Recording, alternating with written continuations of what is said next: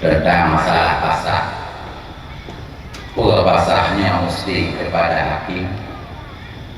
Kadang-kadang sira ulina menikah secara sah, tapi hanya hukum nikah. Sehingga hakim ambil jet pasah. Kemudian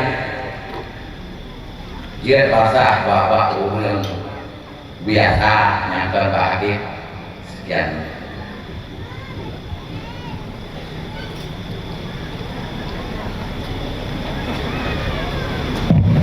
Terima kasih.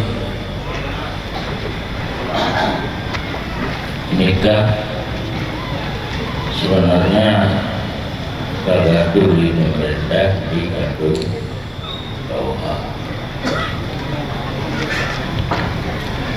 Yang jadi masalahnya tidaknya beragam kamu aja untuk kita diatur. Ini pun urusannya adalah baru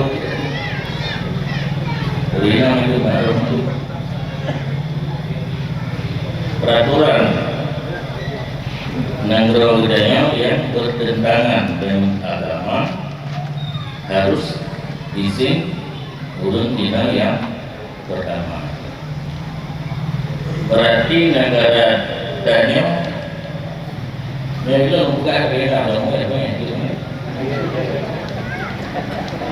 berarti negara kita dengan dibuat peraturan lainnya memerintahkan untuk banyaknya kalian. Tadi clear kan? Sekiranya anak peraturan izin murinang yang awal dan gertim menikah kedua kali, ketiga kali, keempat kali ikan KUH karena perlu orang yang ingin menikah kali kedua, ketiga dan keempat yang nikah kali lihat karena terbuka pintu di kawal. Negara boleh. Baru lihat kalau jadi peraturan pemerintah yang menentang dengan kita fikir. Nah kalau kayak itu tu, nomor orang dan itu kan. Maka dengan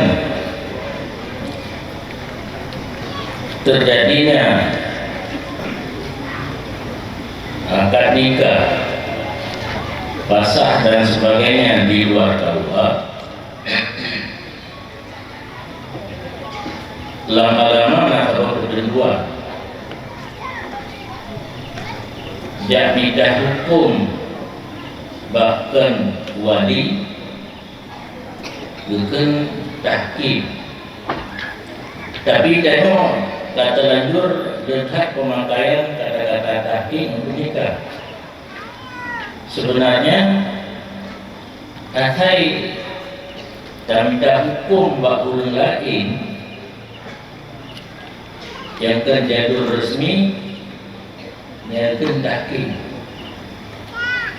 Nah yang murah dong, kata kali dong murah di Madinah. Kita beriman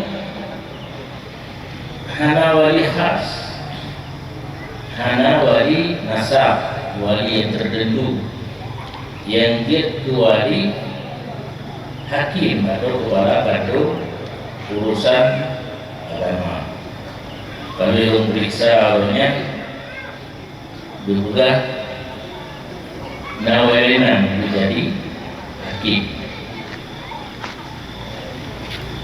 Dari contoh yang menikah tetapi tahkim, tetapi hanya sebagai istilah tahkim. Batewu harta perahi kemana saja bahkan itu urusan agama sebenarnya gede payah saja karena urusan agama bagainya ika mau tunggu hanya urusan yang agama yang nak ubud bah agama dari malamnya tugas tunggu ubud bah agama kepala kantor urusan agama dan seluruh urusan agama dengan urusan cuma dia kai itu berat kamu itu kajian atau jabatan. Jadi dari peraih harta ditanya pakai rohku yang tak tinggi karena hak kamu hakimu dah kima minta hukum kepada orang lain meminta hukum kepada seseorang dari peraih harta ayah kamu meninggal mak kamu meninggal hakim. Dan tetapi tak terlanjur pemakaian hakim kepada nikah pasah tentang anak hakim menikah na kejadian hakim pasah pun boleh hakim.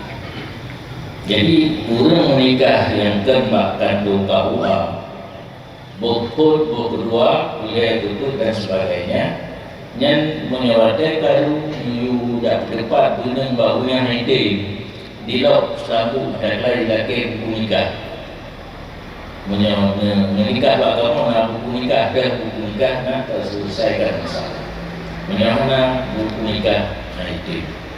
Jadi mood yang handitip oleh hakim atau kepala kantor urusan agama dia meminta jalur yang lain. Jalur yang lain betul hakim.